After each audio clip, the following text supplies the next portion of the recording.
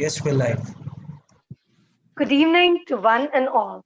My name is Shreya and I am the soft skills trainer from Aurangabad branch, Maharashtra zone. It is indeed my pleasure and honor to extend my warm welcome to all the dignitaries, my fellow colleagues, the parents, and above all, the stars of Narayana E-Techno, the students from across 11 branches of Maharashtra zone.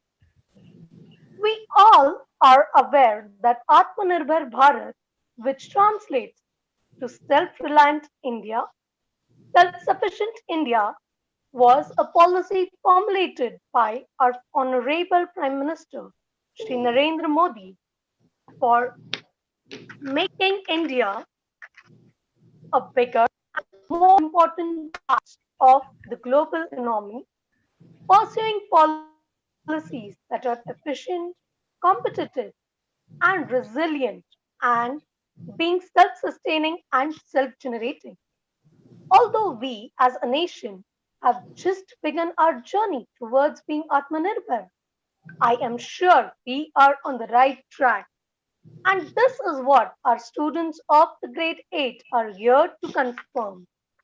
These stars of Narayana will be discussing on the 10 topics we have extracted from the main pillars of Atmanirbhar Bharat, being the economy, the infrastructure, the systems, the demography, and the demand.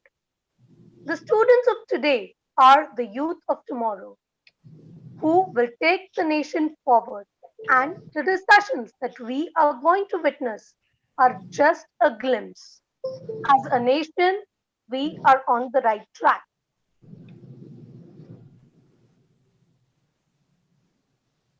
For a nation to become self-reliant, it needs to have a strong law and order system, needs to be able to break free from superstitions and be adaptable to change.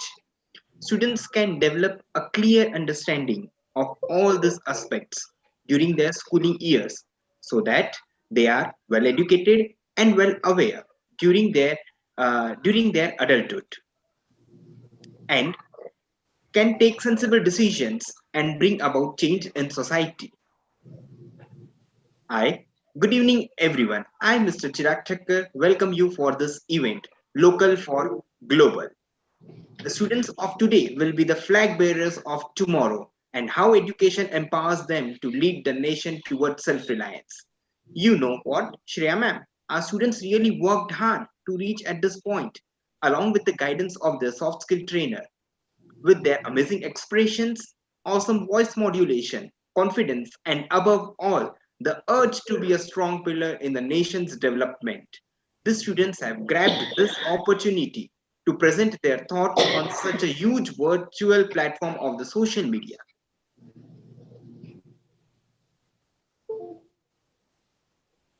Since at least a century ago, we have been hearing that the 21st century belongs to Bharat. The pandemic has given us the opportunity to understand, see through, study, and compare the lifestyles of the world order before coronavirus, and also it allowed us to witness the situations that have been occurring after the crisis began. When we see both these time periods through the eyes of our country, India, it is realized that the 21st century is indeed belonging to Bharat, but it is not only a dream, but a responsibility. The current situation of the world tells us that the way to achieve all this is only through Atmanirbhar Bharat. As our Shastras rightly say, Eshaha Panthaha. This is the only way. So, who would be the better torchbearers than our students who take up this way, this responsibility? Today, the students are living through the COVID 19 times and are well aware of the fact that one needs to be adaptable and flexible according to the situation. Having moved from physical classrooms to the virtual classroom, the students have already developed an adaptable mindset. I absolutely agree to you, Chirag sir, that this mindset is extremely necessary because adaptability triggers innovation, which in turn helps the nation building. I now request our regional soft skills trainer, Mrs. Vandana ma'am, to take you from over. Thank you, Shreya. Well, I will not be taking much of the time, just a gist. Talking about India as Aatmanirbhar Bharat, there are lakhs of challenges and they increase if there is a global competitiveness. However, if there are lakhs of challenges, then the country also has the power to give crores of solutions. Eighth graders of Narayana School gives the strength of solution. God bless you all children. May you all succeed in life in whatever you all do. Thank you. Now moving on to our dignitaries, may I request Renuka ma'am to address the audience, please? Thank you, Vandana madam. Thank you, Shreyas and Chirag sir. Well said. Aatmanirbhar, which was announced by Narendra Modi ji, and the first step was taken on 12th May 2020. And in that, Prime Minister, he has laid down 5 pillars. That is economy, infrastructure, technology-driven systems, vibrant demography, and demand. These are the ones which has laid. And the main one is made in India products, which we all should remember also. And the 8th graders of Narayana Educational School from Maharashtra branches, level branches, yes, all the best. It's very good to hear that you're all participating in this Aatmanirbhar program. And it is a wonderful feeling also to be a part of this session where our students are performing live and expressing their views and thoughts on how, as a nation, we can march towards a self-reliance and self-sufficient India. And let me tell you, when we as India speak of becoming self-reliant and self-sufficient, we are not advocating a self-centered system. And these stars of techno, who with the right guidance from the soft skills department, and here I can say that they are the gems who are teaching you all, have really worked very hard to become Aatmanirbhar to present this show live. And I wish everyone all the best, and my blessings are with everyone. Thank you, Vandana madam, and all the others, and all the best students who are taking part in this.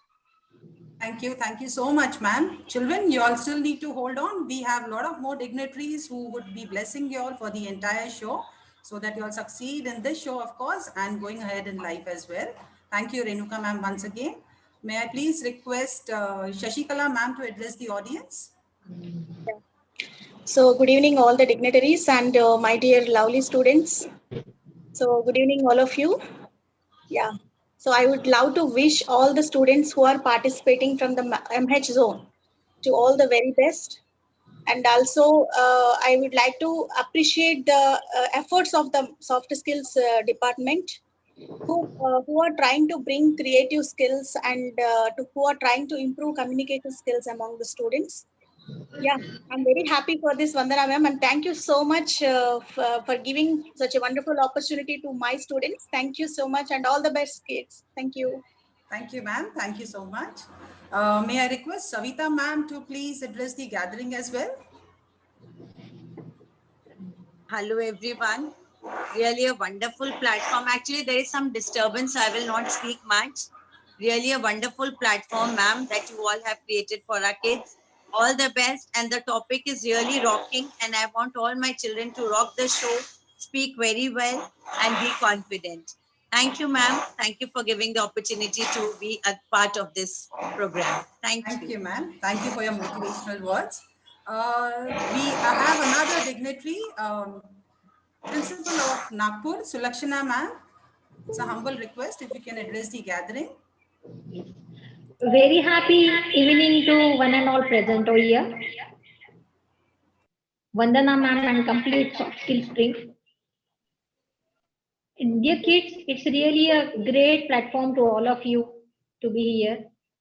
And I must say that you are headed towards Aatmanirbhar. Aatmanirbhar Bharat, what is the vision by our PM Modi Sahib? And you are already headed towards that. It's a great achievement indeed. Dear Vandana ma'am and complete soft skill team, I must congratulate for your great efforts. Kids, you are lucky enough to have such a great platform here. Keep rocking always. My best wishes are always with you. Thank you, Vandana ma'am and soft skill team. Thank you.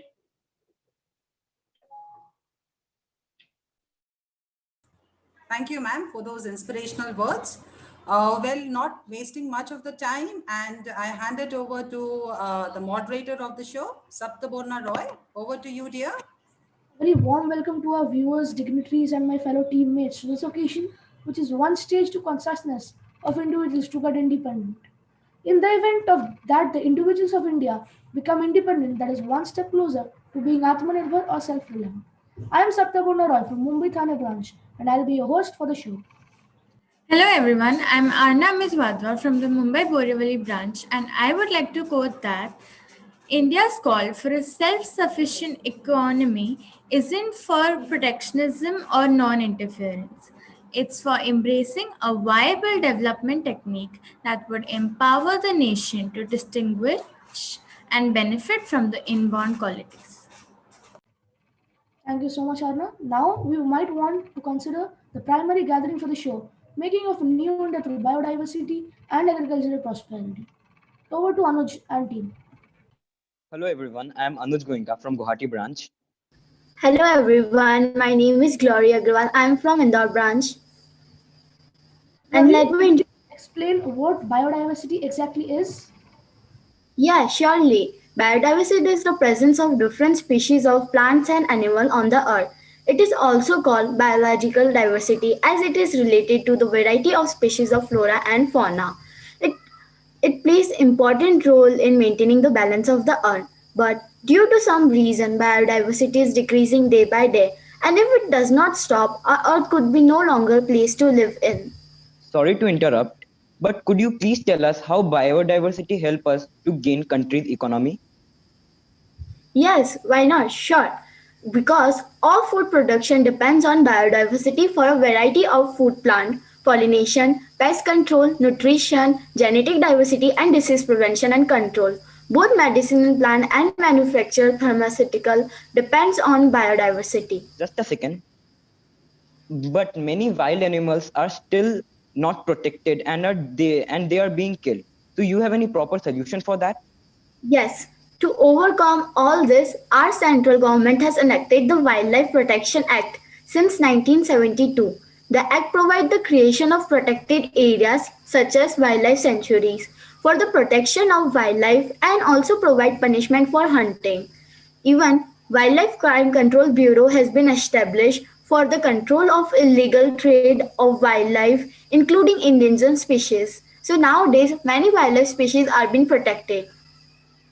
You are telling that the government is working to improve the conditions of wildlife and biodiversity, but why the government is only cutting the trees of Bhagwan Mahavir sanctuary in Goa in the name of development?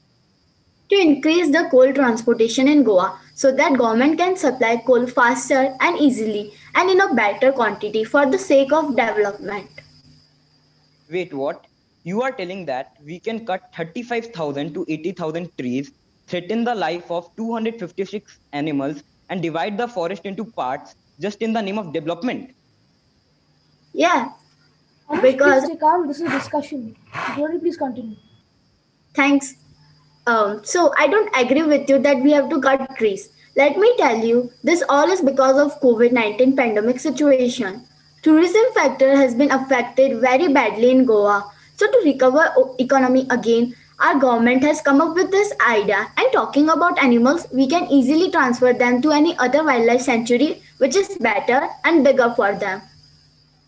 Okay, I agree with you on the part of animals, but what about so many trees being cut, which will affect the climate as well as the life of people living there? And you are talking about tourism. We can easily promote the wildlife sanctuary and make it an asset for tourism.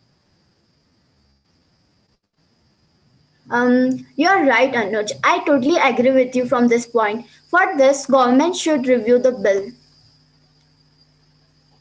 Can we know So, more about Anuj, now agriculture can as you well? Yes, sure. Thank you, Saptaguna and Glory. Agriculture is the science and art of cultivation of plants and livestock. Since the beginning of human civilization, agriculture has been one of the important aspects. So, keeping this in mind, the Aatmanirbhar Bharat program has launched a financial facility of rupees 1 lakh crore, which will be provided to small scale farmers, large scale farmers, agriculture startups, as well as agriculture entrepreneurs. Talking about infrastructure, the government has launched a government website called ENAM, which will help farmers to do liberal trading, sell their goods online, making them making them sell their good online, and which will allow them to sell their goods directly to the buyers, and it will also help the farmers to get the price according to the quality of the produce. but what is e-now? Enam is a digital platform in which farmers could sell their produce online directly to the buyers. But you are telling that ENAM is going to help farmer. Then why all over the India farmer are protesting against it? Enam is just the part of the bill on which farmers are protesting. The bill has many advantages as well as loopholes. For example, if we take advantage, the middlemanship will be removed. With the help of this, the farmer will directly sell the produce to the buyers. With this, the farmer will get the price which was being set up by the government. Before this, the middleman used to take the produce at lower rate and sell it at the higher rate and make the profit. And if we Okay, talk about loopholes, in the corporate farming, if the corporates refuse to take the produce, then the farmer will be in a deep debt. That is why the farmers are protesting for this bill all over the India. And there are many other advantages and disadvantages of this bill. okay, I got you. I totally agree with you on this point, Anuj. So with this, we can conclude that if we maintain our biodiversity and agricultural prosperity, then it would contribute a lot to national development. Thank you. Thank you, Well done, everyone. Anuj and Glory. That was awesome. Thank you for telling us that how biodiversity and agricultural prosperity can help us in becoming self-reliant. Now I'd like to introduce Pratima ma'am, the principal of Aurangabad branch. Over to you, ma'am. Good evening, Pratima ma'am. Good evening, Chirag sir. I request And Pratima ma'am to address the gathering.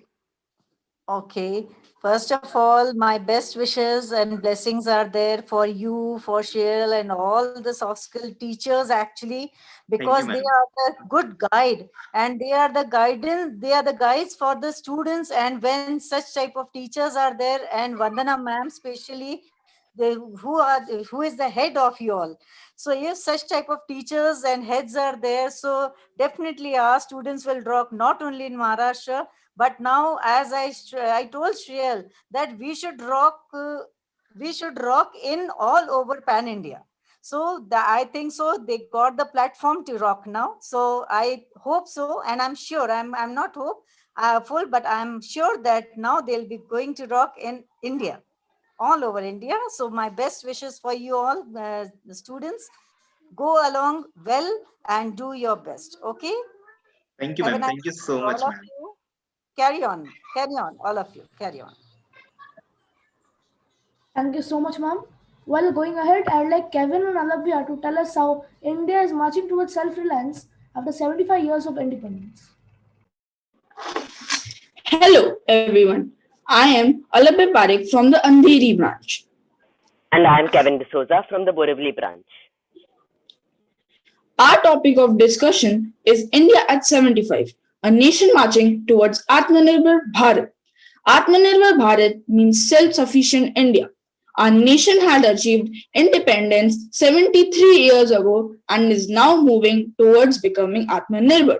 But is India truly independent? We must ask ourselves, what have we done to make India Atmanirbhar? Aatmanirbhar Bharat is the mission and vision of our Prime Minister, Shri Narendra Modi. India is a developing country and is not yet self-sufficient. There are several sectors of India that have learned to be self-reliant, but there are many sectors that are still lagging. It is these sectors to which we have to pay more attention. Alabhya, I'd like to ask you a question.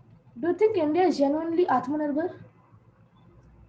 As my friend Kevin mentioned above, that India is lagging in certain sectors. But that does not mean we are not moving towards becoming Atmanirbhar. Take, for example, the agricultural sector. When we look back post independence, we were dependent on the imports and aid from many developed countries to feed India. But with the revolutionary land reforms and measures adopted through the Green and White Revolution, we are now not only self-sufficient in our food production, but we are also one of the major exporters of food grains. Yes, India has grown significantly in the agricultural sector. But don't you think it has more to offer? What do you think about that, Kevin? Yes, that is true. The Indian food industry is poised for huge growth, increasing its contribution to the world food trade every year due to its immense potential for value addition, particularly within the food producing sector. Indian food and grocery market is the world's sixth largest, with 70% of retail. India is expected to achieve the ambitious goal of doubling farm income by 2022. The agricultural sector in India is expected to generate better momentum in the next few years due to investments in agricultural infrastructures such as irrigation facilities, warehousing, and cold storages. Furthermore, I would like to say that the growing use of genetically modified crops will likely improve the yield for Indian farmers. India is expected to be self-sufficient in pulses in the coming few years due to concerted effort of scientists to get early maturing varieties of pulses and the increase in minimum support price. Yes, but that's only one of the sectors that have learned to be self-reliant. There are other sectors that are not yet that developed. Take, for example, the manufacturing sector. This sector has a lot of potentialities which have not yet been explored. What do you think about that, Alabia? I agree with you, Kevin. India made great efforts to build its manufacturing capabilities about 60 years ago.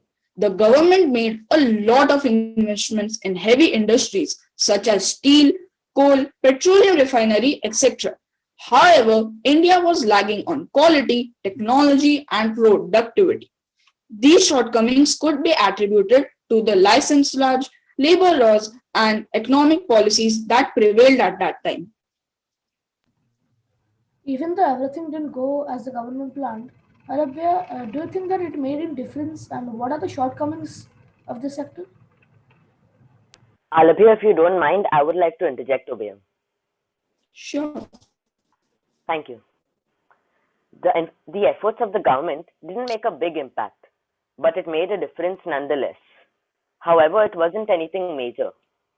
Coming to the inadequacies, this sector has a meager share of only 16 to 17% of the GDP and accounts for only 12% of the total workforce of India. Whereas in Southeast and East Asia, the, uh, the sector is up by 20 to 30%. Our country's import of goods and services as a percentage of the GDP is 23.4%, while on the contrary, the global average percent as of 2019 was 49.26%. Also, from fiscal year 2006 to 2012, the growth rate was an average of 9.5%, which dropped to 7.4% within the next 6 years. This itself shows how far behind we are. We must have the goal of increasing the sector's share to at least 25% of the GDP. Yes, Kevin. Then there's also the infrastructure sector. India has the second largest road network in the world, spanning a total of 58.9 lakh kilometers.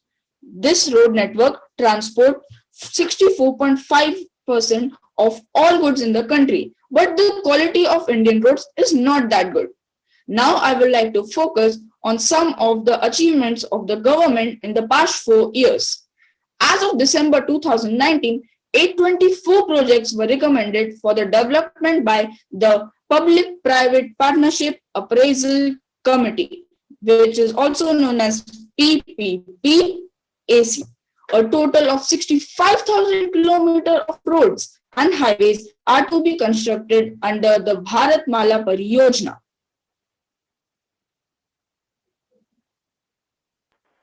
Also, in the next 5 years, the National Highway Authority of India, NHAI, will be able to generate rupees 1 lakh crore annually from toll and other sources. So I would like to say that India is way back in the infrastructural sector, but is developing at a very fast rate. Now that the two of you have spoken about these problems in the above sectors, how do you think can we solve them?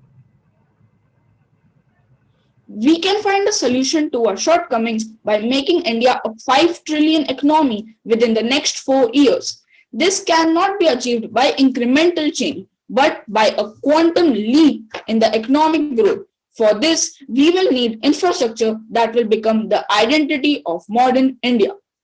Being vocal for local is the need of the hour, which can be achieved by valuing the local products and artifacts and promoting them to preserve small businesses.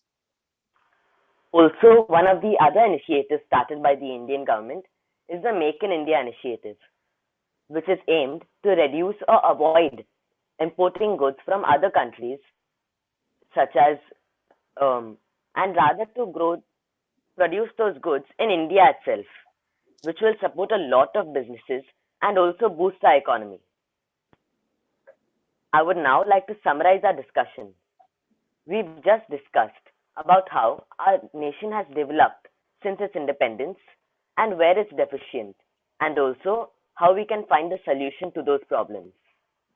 So I now leave you with the wise words of our former Prime Minister, Srimati Indira Gandhi. A nation's strength ultimately consists in what it can do on its own and not in what it can borrow from others.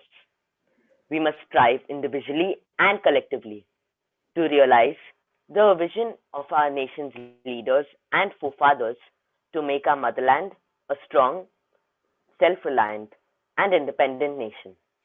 Thank you. Thank you very much, Kevin and Alabia, for your wonderful thoughts. Now, let's hear from our environmentalists what they need to say about the topic Conserve Blue to Go Green for an Aatmanirbhar Bharat.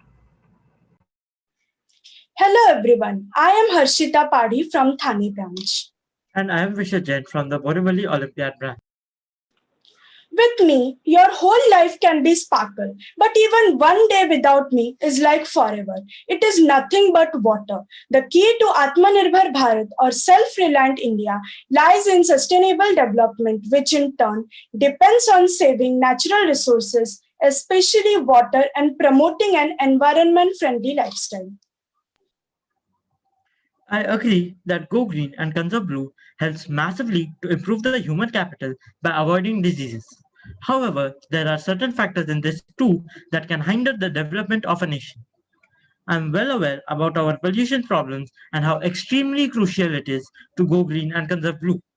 However, going completely green with doing only those things that have no environmental impact whatsoever will massively hinder our development and also result in loss of life. This is because people, if fail to attain a job and a place to live, will perish, thus decreasing India's human capital. To provide basic livelihood, we need land. Building skyscrapers requires massive amounts of resources like iron, concrete, etc. For this, large factories need to be set up and iron ore, stones, sand, etc. have to be mined, all leading to deforestation. This deforestation, if done in India, will result in resources mined in India helping us be Atmanirbhar. So can you tell me how can we go green? Yes, by taking the Vishad's question, I want to answer this question. So, we can go green by doing afforestation. As per now, government has already taken the initiative of the Billion Tree campaign by which each person each day can take the oath of planting new trees. By this, we can fight back deforestation by increasing the rate of afforestation leading towards a green nation. Vishad, do you have any other thoughts? Yes, to explain my point, I would like to talk about a couple of case studies I did. First, I would like to talk about the Mumbai metro shed which was to be built in the RA colony. The Mumbai civic body's tree authority had granted MMRC, which is the Mumbai Metro Rail Corporation, permission to cut down 2,700 trees. On the 11th of October, the Maharashtra Chief Minister announced that the car shed will be built at Kancharmarg. Kancharmarg is a salt pan with mangrove trees and is a reserved forest.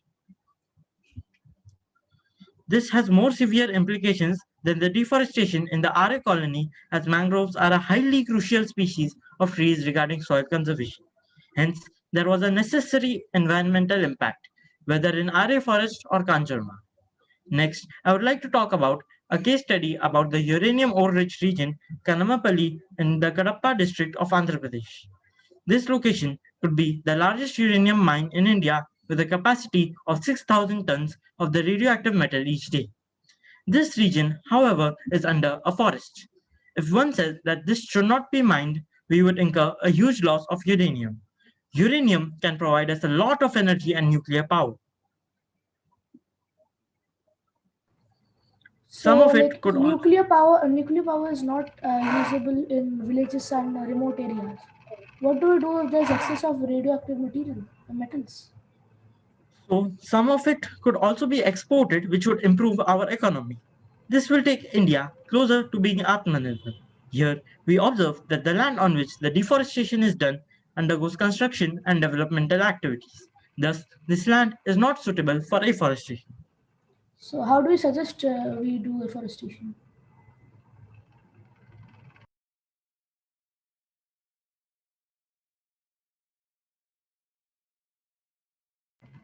Vishad or Harshita? Do you want to take up this question?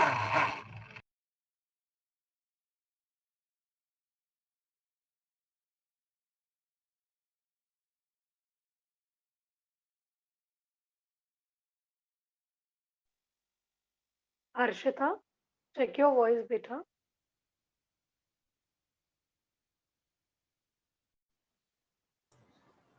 It's okay, Saptavarna. Vishad, you can proceed, dear.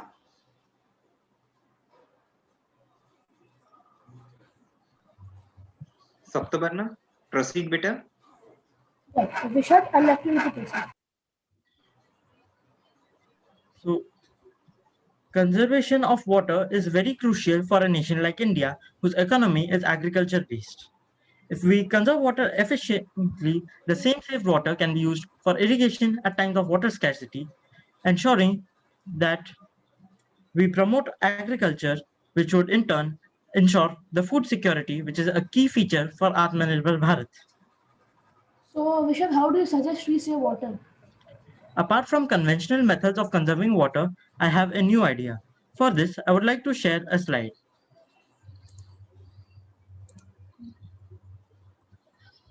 In this method, we need a power source, preferably solar power.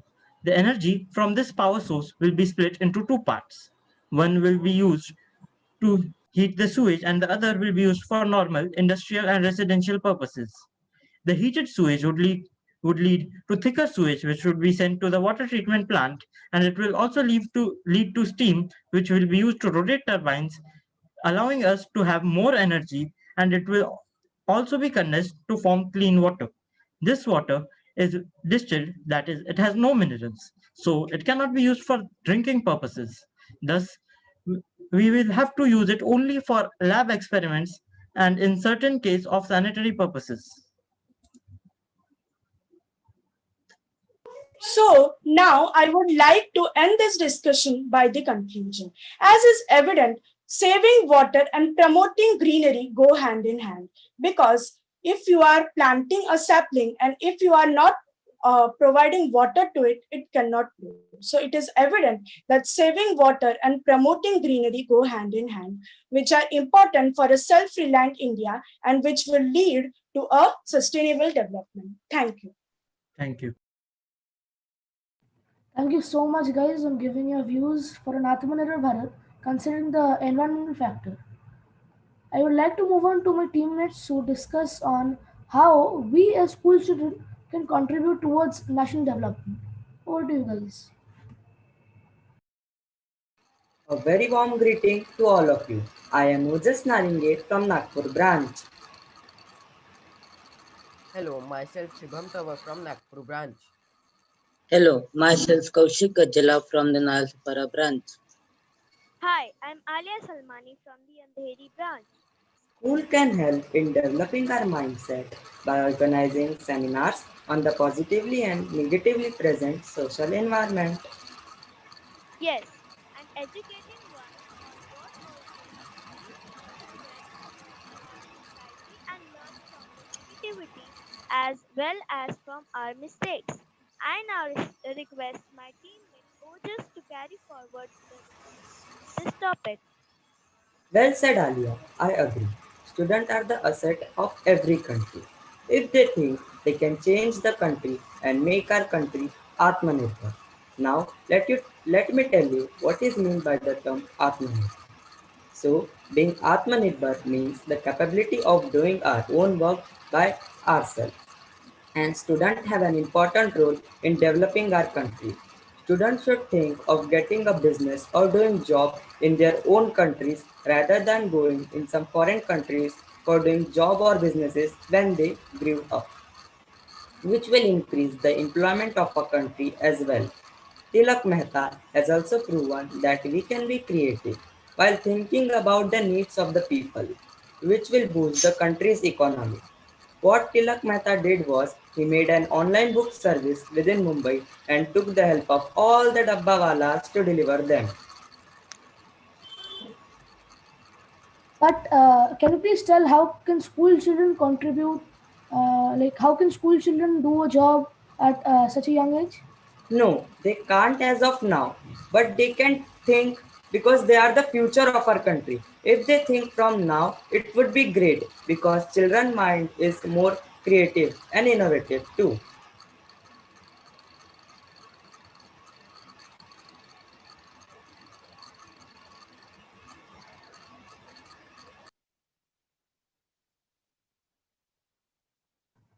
And can you please tell how can school children contribute to spreading knowledge about modern day technology?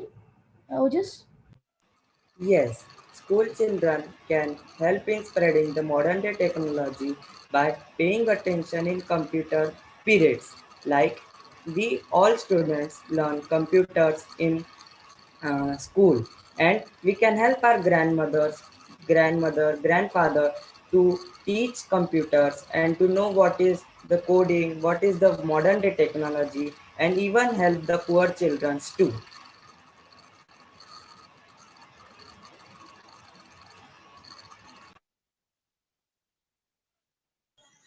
You were right, Ojas.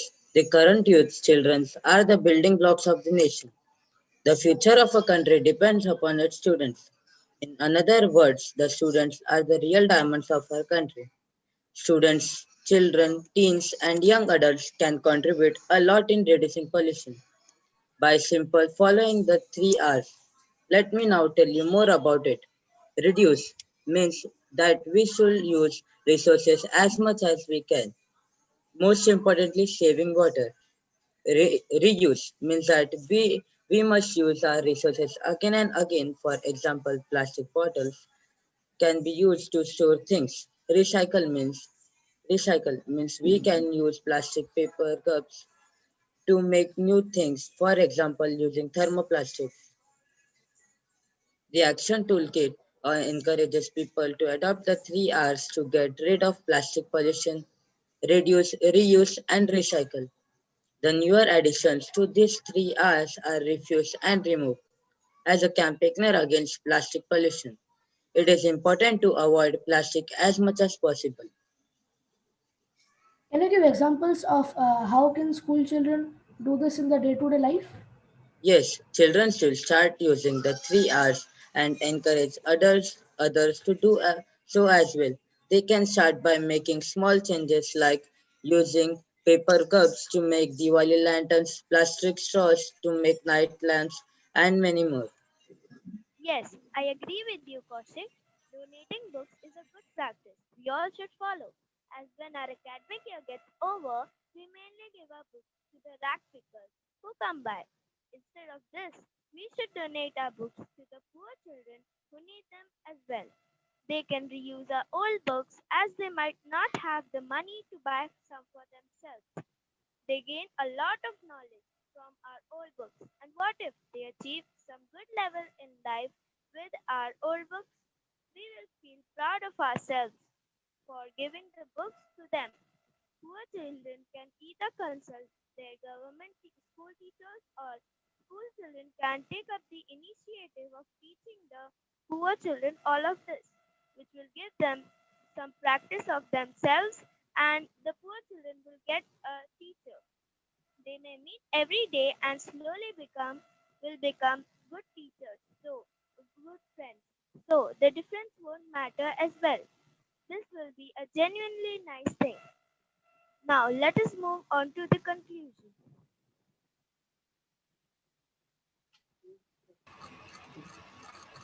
With this, we would like to conclude that school children have an important role in nation development by using 3 Rs, thinking of doing job or businesses when growing up in their own country that make children truly Atmanirbhar. Amazing work, Ojas, Salia, Kaushik, and Shubham. We as teens would now work harder to contribute towards our nation's development. Now, going ahead, let me give it over to junior activists who explain and discuss about gender, caste, and ethnic biases and how to overcome those. Thank you, Satyabana. Hello everyone present over here. Today I'm Manas Sabur from Narayana E-Techno School, Nalasopara West Branch with my friend Harshita Devadiga from Nalasopara branch. I'm Anagha Jitendra Pachlongia from Guwahati branch. While on and one today we all gonna discuss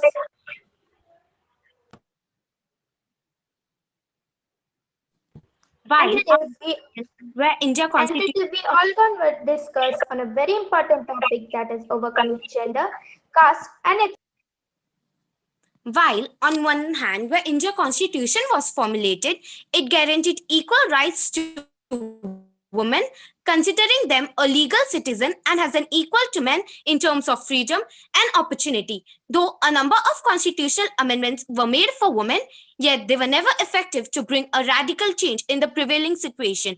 Not even today. What do you think, Anagha? Yes, Harshita, I agree with your point. Inequalities under the system still exist in modern India. Despite these measures, which have even served extent violence based on caste has also erupted in recent times. What do you think, Manat? No, I don't agree with you both at certain points. As we are in the 20th century, where 90% of our population is well educated to know that there is no difference between men and women. As well, we have equal opportunities in our country for both men and women. Yes, Manat, but talking about Aatmanirbhar Bharat, considering that in today's India, crime against women are touching heights. According to NCRB, National Crime Record Bureau, in 2018, there were 33,356 rape cases reported, let alone the sexual harassment at offices or public places, molestation, teasing, and etc. Looking at wider angle, India stands at lower rank in gender gap index, which showcase that still India is unable to guarantee equality even after 70 years of independence. Women are still getting exploited and political parties are making women a scapegoat to achieve desired future election result. For example, on 14 September 2020, in Hathras district, Uttar Pradesh, India, a 19 years old girl was gang raped and murdered. And after fighting for her life for 2 weeks, she died in a Delhi hospital. And the Nirbhaya Kand? What do you think, Anagha? Yes, Harshita. Even in parliament, women have less seats than the male politicians. This indicates that even now, our country is still dominating males. Manat? Yes, Harshita, I completely agree that crime against women has increased a lot as well. Even I felt very sad after listening the Hathras case and Nirbhaya Kand. But whenever there is any domestic violence against any woman or wife, they have legal laws for them to move to court.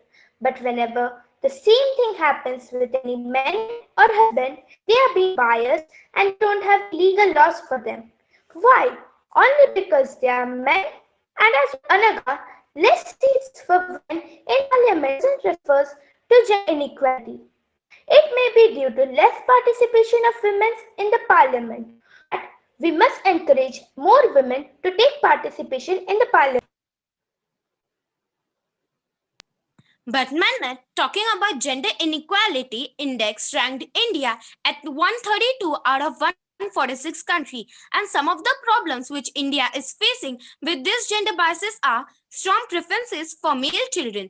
Education is not equally attained by Indian women. Although the literacy rates are increasing, female literacy rate lags behind the male literacy rate. Education inequalities refers to schooling, secondary education, post-secondary education, literacy and reservation for female students. Dowry and marriage laws are also some of the common issues which are faced by women in a day-to-day life. What do you think, Anagha?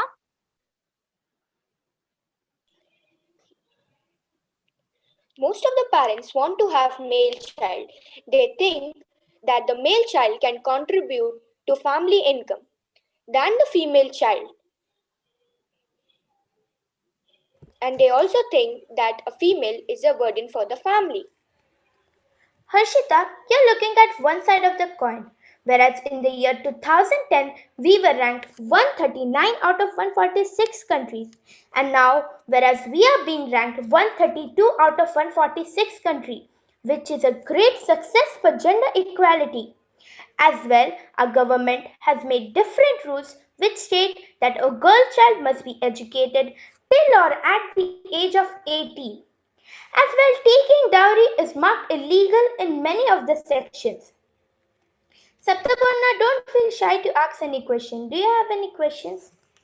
Yes, I do have a question.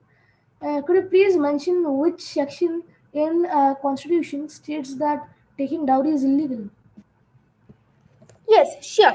According to IPC section 304B and 498A, it states that the husband or relative of the husband of a woman cannot subject her to death or cruelty for dowry. And if it is done, they must be punished with imprisonment for a term which may extend for 3 years. Understood. Thanks a lot. Yes, Manat. But minority Muslims do not propagate while asking children to be educated in madrasa, and they can also have 3 marriages. What do you think, Anagha? Yes, Harshita, even today, intercaste marriage is not accepted by the society. No, having 3 marriages in this period is illegal. As well, there was a recent news coverage on the same topic, which stated that a man was already married but wanted to have one more wife. The court stated him that it is illegal to have 2 wives, so he had to divorce his wife and marry the new woman. As well, yes, Anagha, many parents do not agree for intercaste marriages. For that, we need to change their mindset as well, make them realize that intercaste marriages are also good. Yes, Mannan, I totally agree with you. But these biases are not something that suddenly came into the existence, but have dwelt upon our past and developed over times.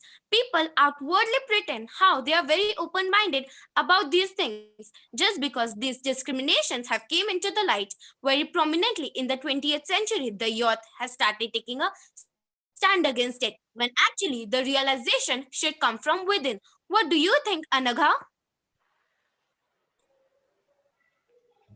Yes, Harshita. Even villages have more gender inequality than the cities.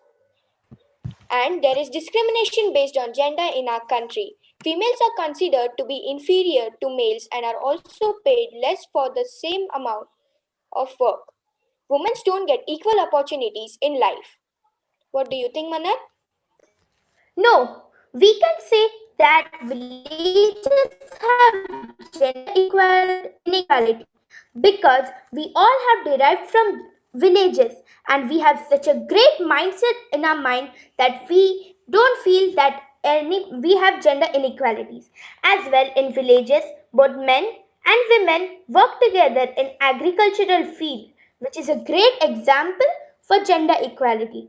As well about jobs, it acquires on opportunities. If we give our best, we get our best. As well, yes, Harshita. Many people outwardly pretend that they follow gender equality, but they don't. For that also, we need to change the mindset as we have changed of thousands of people in remote areas as well as in cities. And we, the youth, must stand against them if they are wrong. Exactly, Manat. And that is when our PM Narendra Modi made an utopian vision of making our country Aatmanirbhar, self-reliant, comes into the question. So, not only the idea of vocal for local is required, but it should be implemented so fairly that people should to get over these differences and make our society Aatmanirbhar and a better place to live in. With that, we conclude that overcoming gender, caste, and ethnic biases would contribute massively to the national development. Thank you. Thank you. Thanks a lot, guys. That was an eye opener for everyone. Thank you, Thank you so children. much. So far, you all have rocked the show. Well, now I want to introduce Miss Jyoti ma'am, the backbone behind the success of Maharashtra Zone. You can address the audience. Yeah, very good evening to all of y'all. My dear students, it was really, believe me, I loved the entire session. I was traveling and I suddenly, saw Vandana's WhatsApp message. So I've thoroughly enjoyed the entire, discussions that y'all had, presented. I appreciate, the sharing of the knowledge that you all have, presented today. I am sure, this is the best learning, believe me. Peer learning and is, the most important thing. I wish and appreciate, and I want all of you all to go ahead and present such, excellent views. And I also love the way that you all have presented the confidence that you all have shown while giving your views is too good, believe me. At our age, we even could not speak properly, but then the command that you people are it's really, believe me, a privilege to really see you all sharing your views. I'm telling you, please be confident and go ahead and present yourself and participate in many such shows wherein your confidence level will go up, and you can face the world, especially the competitive world, in the most best possible way that y'all can. All the best to all of y'all. I hope you all also have enjoyed this presentation and the research that you all have done. Especially, I was, wonderstruck when a boy was telling me about a case study. This all goes at the university level, but I'm seeing at the 8th standard level, you all, the amount of interest that you all are taking in doing the research is really, really, worth appreciating. I congratulate all of you all for the hard effort. I hope many such programs would be, taken ahead, well planned by Vandana and her team to give you all the best exposure that is required. Now, this is only at the, inter-school Narayana. I would appreciate if, Vandana ensures that, you participate and compete with other best schools across the country so that, that exchange of knowledge also would be of great help to you. Thank you, one and all. And Vandana, I appreciate. Please go ahead and, I hope many such programs would be arranged for the kids. Thank you. Thank you, everybody. Thank you, ma'am. Thank you, firstly, for motivating the students, and definitely we'll take into account your words, and we will have a lot of more competitions coming up. And now I would introduce the backbone of our soft skills department, Vedavati ma'am. Ma'am, request you to address the gathering, please.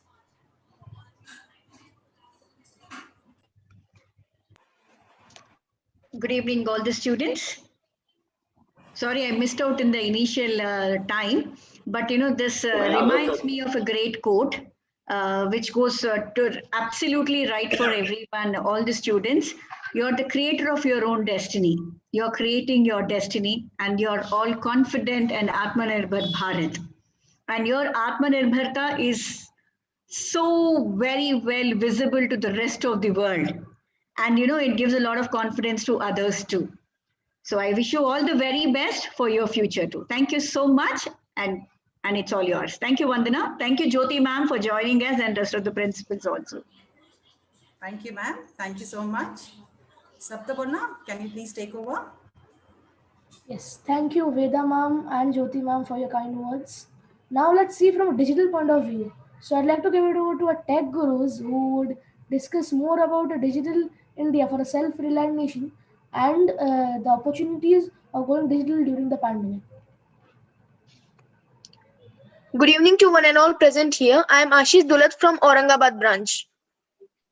I'm Asha Laskar from Guwahati branch. I'm Anshika from Guwahati branch.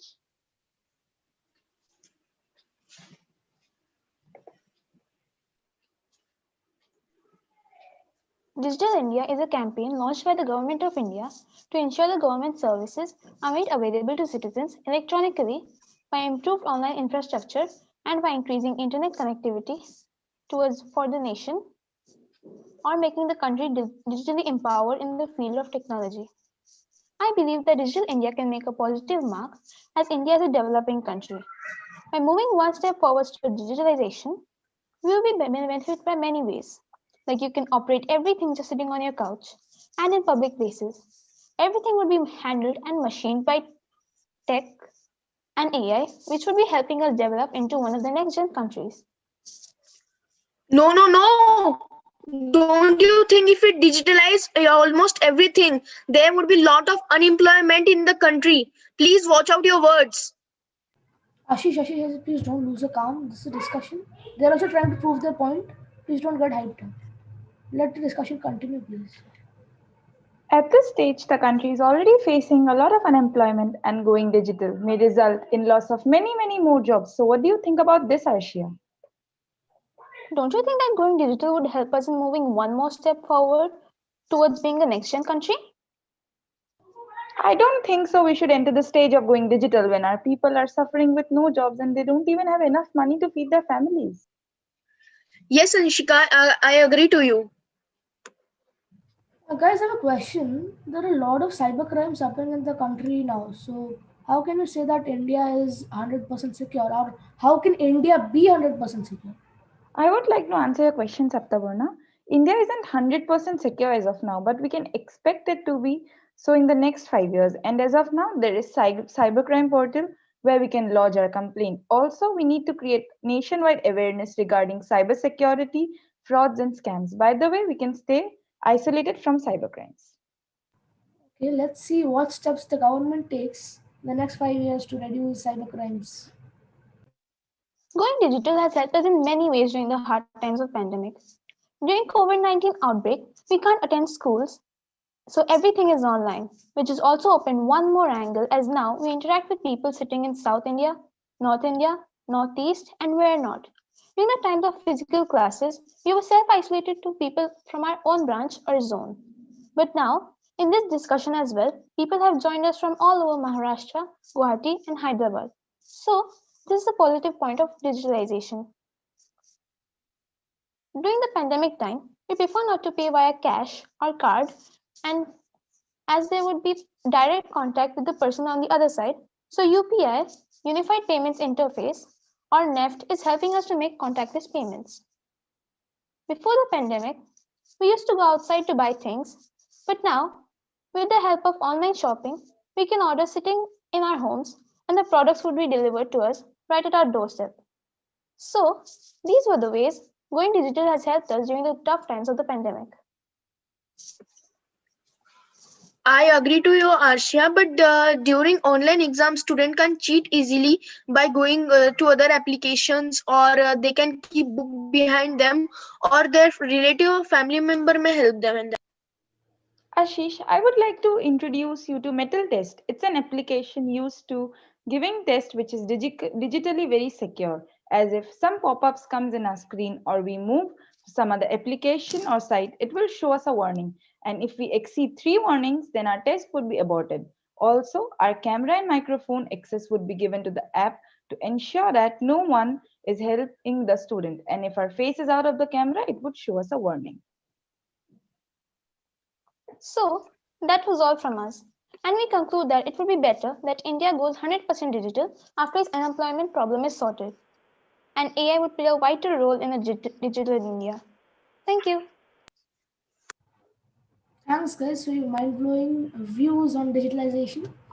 I'd like to call upon Divyanshi, Swasti, and Vanya, who would discuss that while we exercise rights, we must forget our duties to usher in an Aatmanirbhar Bharat. Good evening, everyone. My name is Divyanshi Gaur from Nalaspaya branch.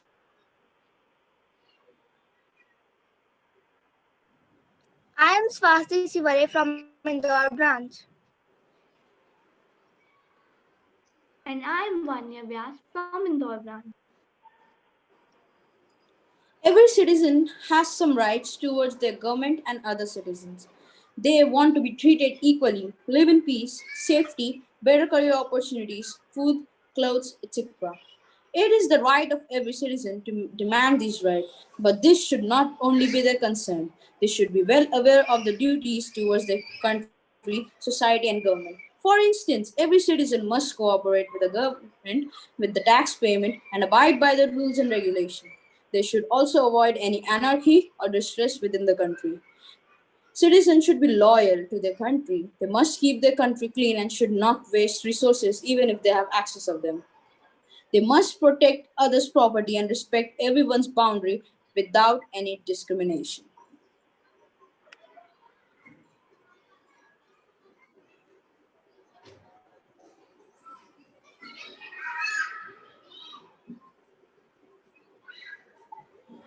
Okay, so you mean that we should be aware of one's rights and duties, which is critical to the development of our nation. Do you know that our all rules and regulations are written in our constitution, which was written by Dr. Bhimrao Ambedkar. The writing of constitution was completed on 26 November 1949. It also consists of 448 articles, 25 parts, and 12 schedules. However, every citizen of India is having their responsibility to follow their duties.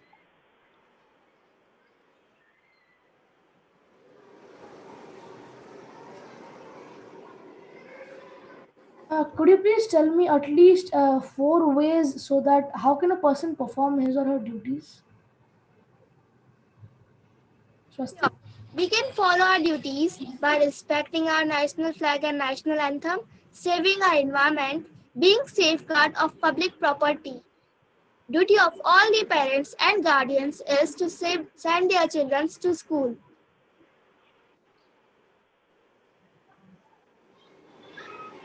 Why every citizen of a democratic country like India must follow their duties? to protect and improve the natural environment, including forests, lakes, rivers, and etc. We should also follow our duties so that our country can improve scientifically. I absolutely agree with your point. Now, I would like Vanya to carry on. Rights and duties are not two, but two faces of a single coin. Rights and duties are complementary of each other. We need to understand that for saving our individuality or selfhood, we need rights, and at the same time, to respect selfhood of others, we must have duties. So, rights and duties are not two, but complementary of each other. Now, I would like to draw your attention on a very important policy formulated by our Honorable Prime Minister Narendra Modi for making our India Aatmanirbhar.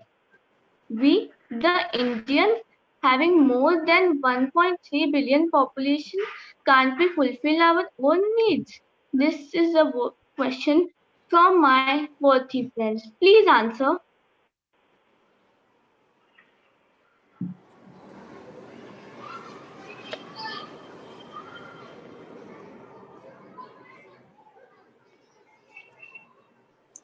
Swasti, please Can answer. you answer Vanya's question?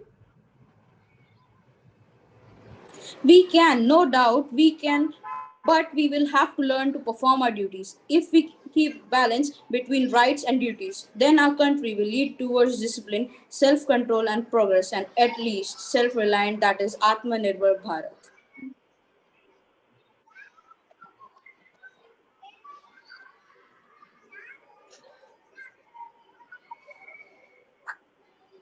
Now, I Now, would I like would to like to conclude.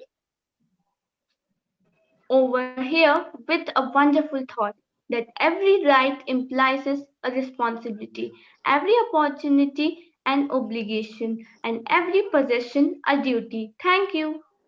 That was fascinating. You seem to have amazed us. Now, our fitness gurus also would like to have give their views. That is our physical fitness and wealth that would be human capital for an Atmanirbhar Bharat. Good evening, everyone. My name is Arman Syed and I am from Nagpur branch. My name is Riddhi Gautki and I'm from the Mumbai Andheri branch. I'm Arna Mitwadwa from the Mumbai Borivali branch.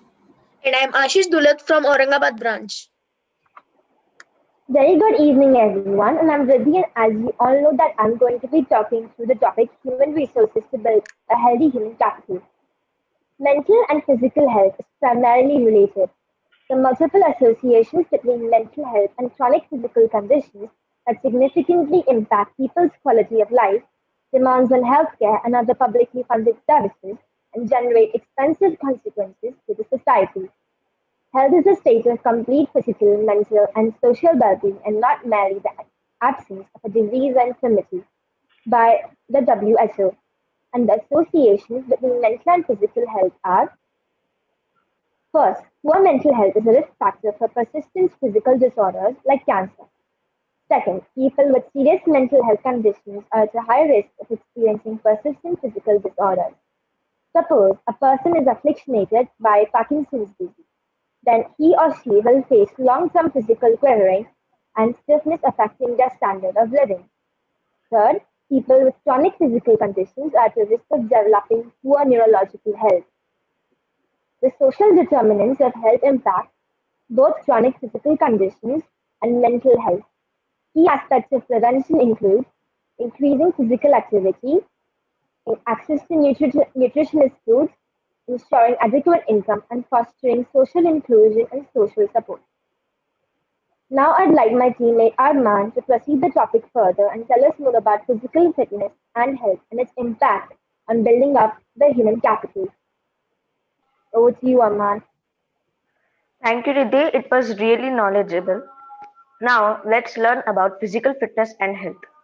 Physical fitness is a state of health and well being, more specifically, the ability to perform aspects of sports, occupations, and daily activities. Studies have shown that physical activity can improve mental health and well being. This improvement is due to an increase in blood flow to the brain and the release of hormones. Being physically fit and working out consistently can positively impact one's mental health and bring about several other benefits, such as the following. Physical activity has been linked to the alleviation of depression and anxiety symptoms. In patients suffering from schizophrenia, physical fitness has shown to improve their quality of life and decrease the effects of schizophrenia, a disorder that affects a person's ability to think, feel, and behave clearly. Being fit can improve one's self-esteem. Working out can improve one's mental alertness and it can reduce fatigue. Studies have shown a reduction in stress levels, increased opportunity of social interaction, allowing for improved social skills. Arman, what are the various components of physical fitness? And what if a person is unfit? Yes, physical fitness is important to keep up with pace of this fast growing world. The components of physical fitness are mental health, emotional stability, healthy eating, good sleep, and many more. And a lazy or unfit person would get tired or jaded soon. Now I will like my teammate Riddhi to continue and she will explain about human resources. Over to you, Riddhi. Thank you, Arman. That was outlined very well. Now, I would like to tell you more about human resources and how will that build the human capital. A solid argument is the fact that there should be enormous dams, high-class interstates, 2027 ports, water supply, and excellent well residencies, and so on. Who made this, and how would they make it? They could and can make it simple because they're human resources and the individuals who are solid and groundbreaking. By creating our human resources more fitness sound, India can make one stride ahead in its self-reliance. At that point, we take care of it on a financial premise. Every developing economy's base is human resources. Riddhi, could you please prove your point with an example where human resources helped in building the nation's economy?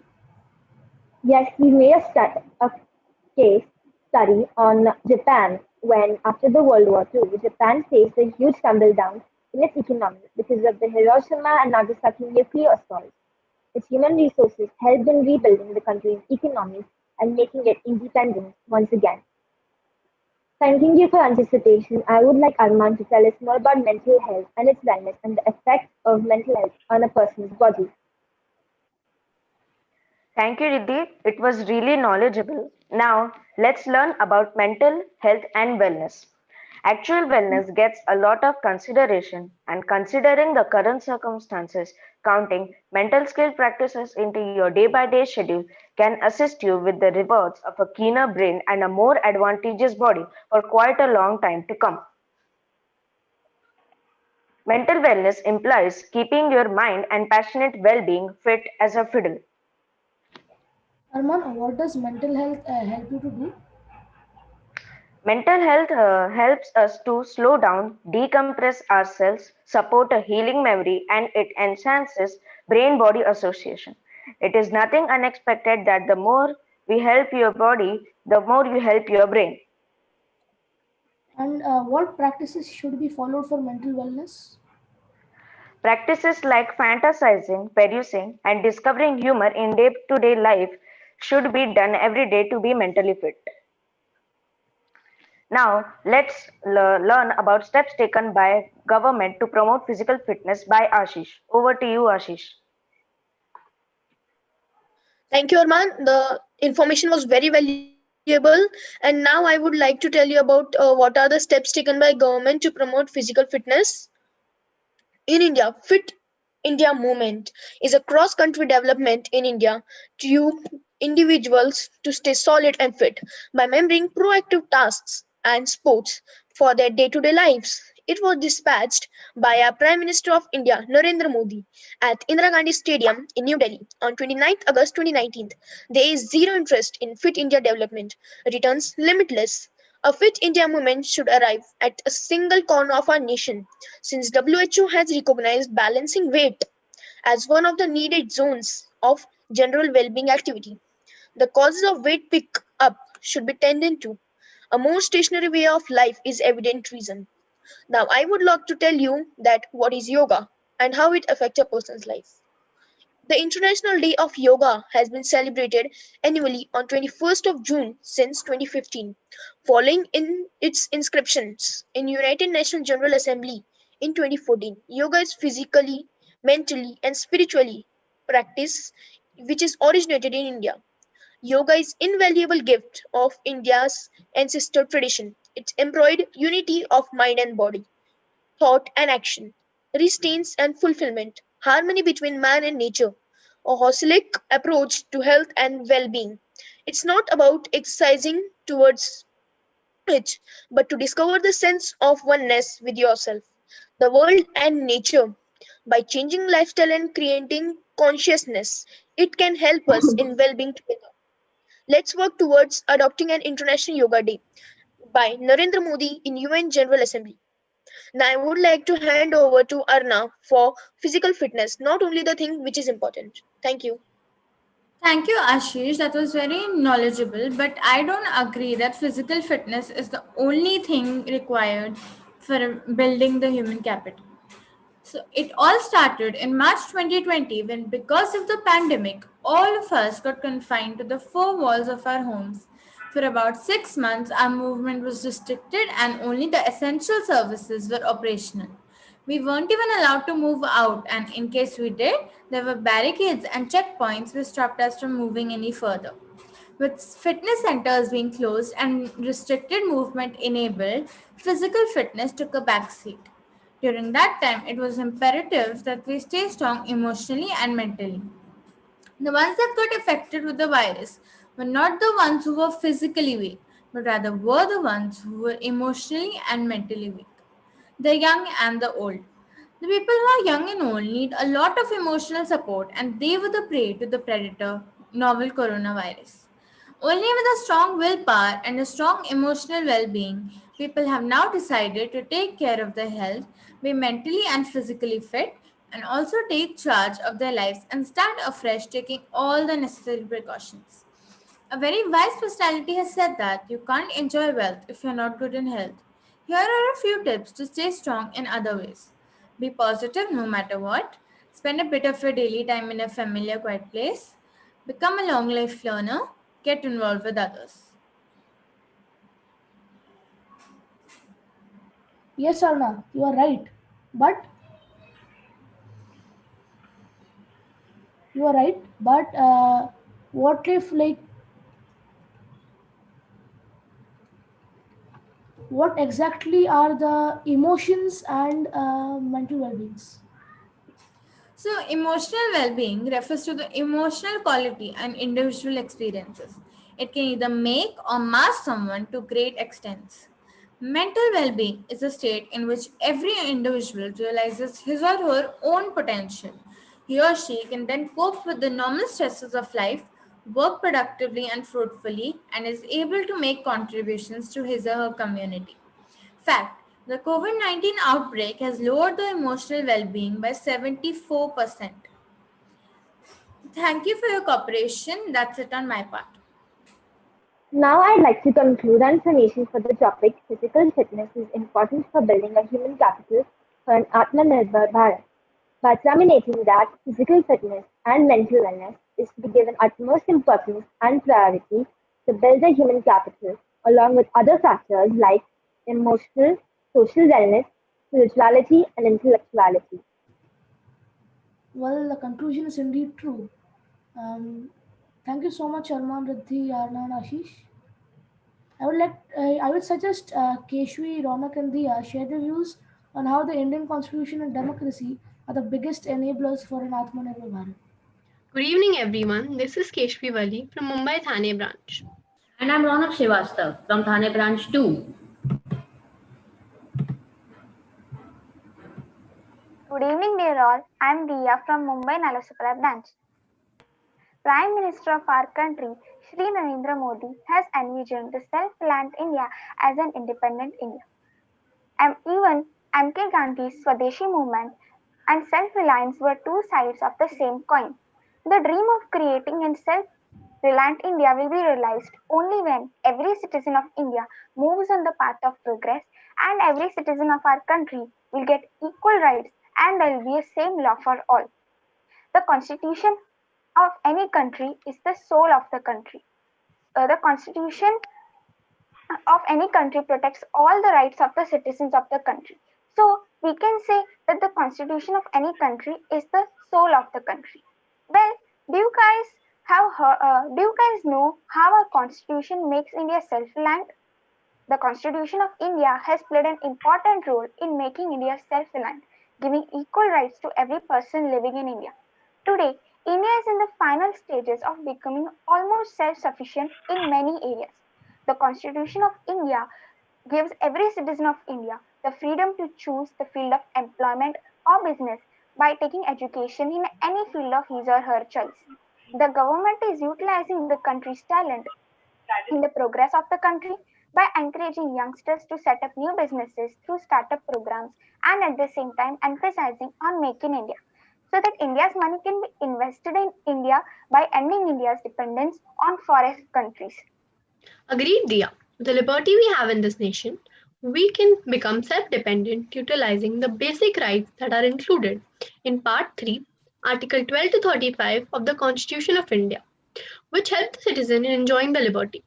The Indian Constitution also formulated duties in Article 51A under Part 4A in the 42nd Amendment Act, which every citizen must perform thriving duties towards the welfare of a democratic nation. The industries also play an important role in the development of a nation. The Constitution of India set out in a resolution that emphasized the importance to the economy in securing continuous production while progressing development of industries in the country. This helps in implementing the startups, small-scale industries in the country. More and more. 8 years have passed since the declaration on the industrial policy. While witnessing major positive changes and developments in India, by Article 43, the state shall endeavour to promote cottage industries on an individual or a cooperative basis in rural areas. Industrial development is a precondition for eradication of poverty and unemployment from our country. This was the main philosophy behind the public sector industries and joint sector ventures in India. Excuse me, Keshvi. As said by the 26th President of the United States of America, Theodore Roosevelt, a great democracy has got to be progressive, or it will soon cease to be either great or a democracy. Democracy and Ronak, I the think you are Constitution straying away from the discussion's point of view. I'd suggest that you continue the formal discussion. Okay, have you heard about MSME, Ministry of Small and Micro Enterprises? Yes, Tia. According to the 115th Constitution Amendment Bill of 2011, the Ministry of MSME was promoted with the task of uplifting the micro and small enterprises, with the objective of providing the facilities for testing, training for entrepreneurship, assistance for exports, etc. It improves the enhancement of skills, supply chain management, upgradation of technology, and the expansion of markets. REGP and PM's Rozgar Yojana, state-wise, and RBI and other banks help in investment loans. Countries that transform their raw materials into a wide variety of goods have higher value and are highly prosperous. Talking of the government, do you guys know how democracy enters the enhancement of skills, supply chain management, upgrade?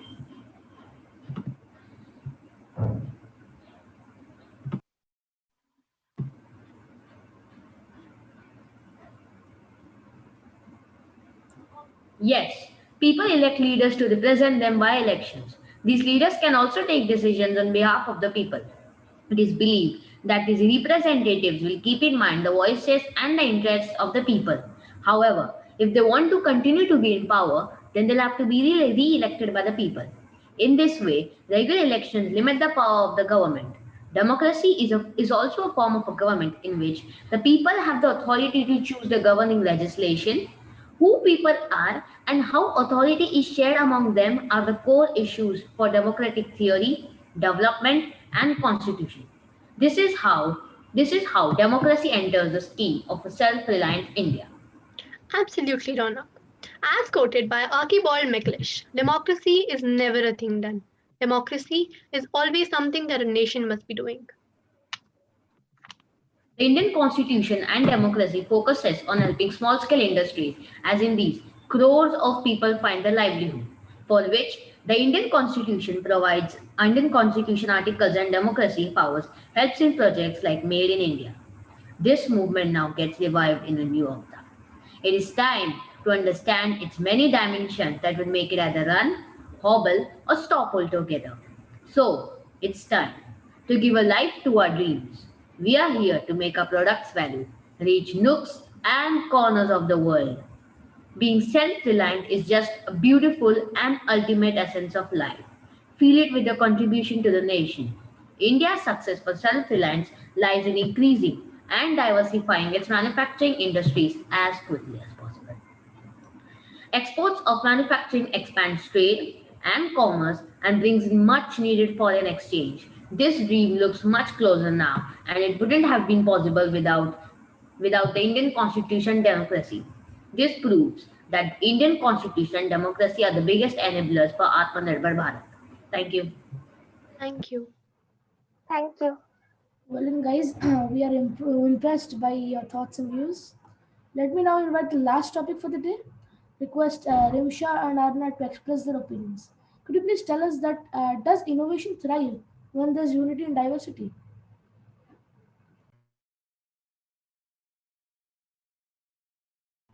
Over to you, Rimsha.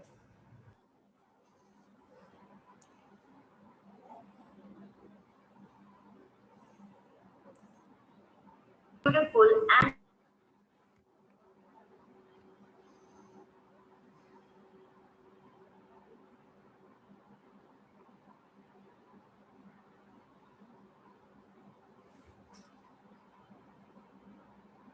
Hello, I'm Arna Vadva once again from the Mumbai Borivali branch.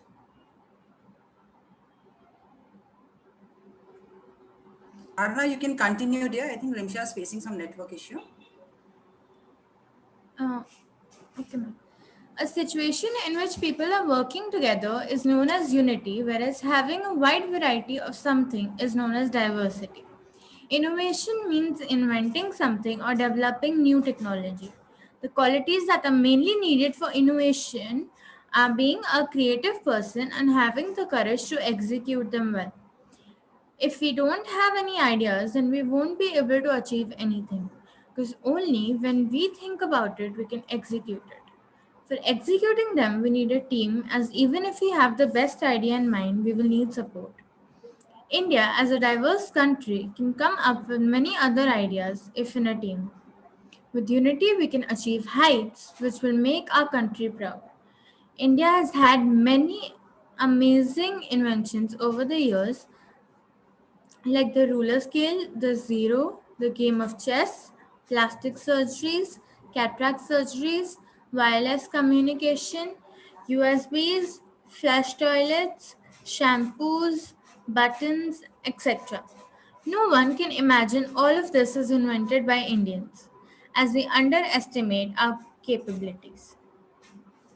People can't work alone for long as we mainly have the same ideas again and again. Like, we can't keep eating the same meal daily, we can't afford to have the same idea repeatedly as well. Everyone needs unity, or India won't get diverse any further. Thank you. Amazing work, Arna. Keep it up. I must say that was a marvelous recital by everyone, and I'm totally galvanized with the way the discussion went. And I believe this event suggests that we should work harder to make our India a self-reliant nation. I concur furthermore the attitude of people to be positive towards making India self sufficient.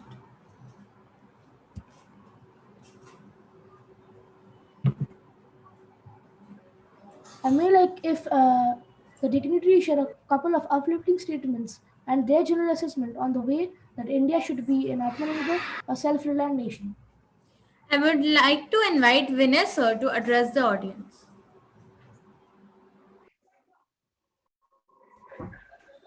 Yeah, in fact, good evening, students. In fact, it was a marvelous presentation. Well, I would say, you all have presented in an excellent way. Your demonstration, your presentation helps in improving the fields you have mentioned, such as biodiversity, innovation, digital India, and so on and so forth. In fact, also you have focused on how India can cope up any problematic situation it faces. It's something wonderful. No, I appreciate all of you for taking up such a wonderful research. All the best, students. Good evening. Thank you, sir. Thank you so much for your motivational words. Now I request Shreya ma'am to present vote of thanks. Yes, indeed, the performances were amazing by all our techno stars, sir. And yes, we cannot end any program without a good vote of thanks. And definitely, I would like to thank all our dignitaries for sparing their valuable time with us. Of course, how can I forget thanking the students, the star of the show, and most importantly, their parents who have been a support to them throughout this journey of theirs. Thank you, everyone. Without your efforts, your support, this wouldn't have been possible. Thank you for making it a grand success. Thank you.